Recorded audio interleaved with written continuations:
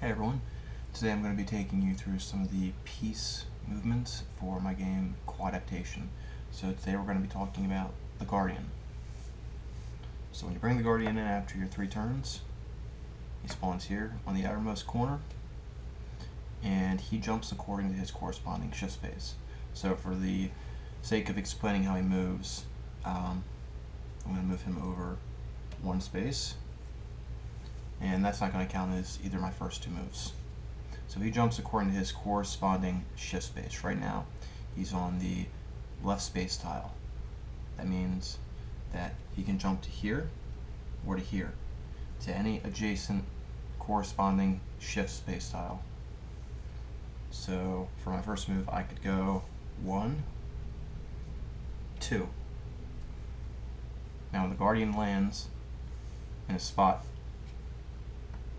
he can move out 1 or 2 spaces to the side. So with right here, I'm not having him move at all. I'm just using it as an example of how he can move. If I'd want to, I could have gone 1, 2. So I'll show you what I mean when he can go out 1 or 2 spaces to the side.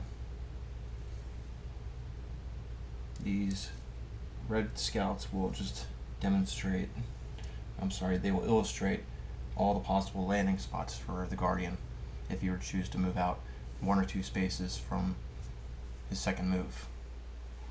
So let's just say the Guardian moved out to here.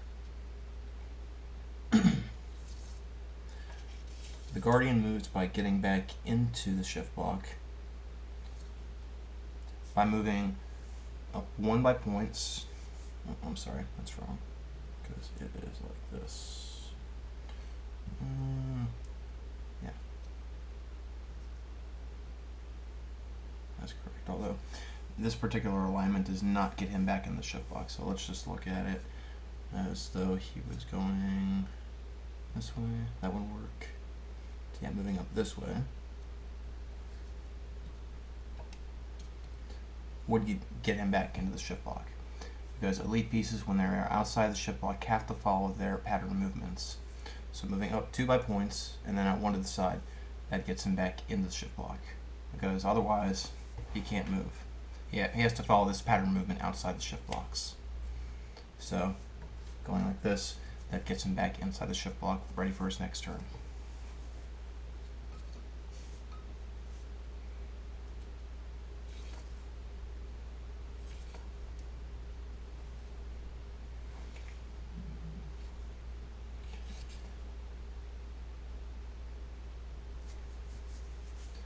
Now, let's talk about the Guardian's other way that he can utilize the board.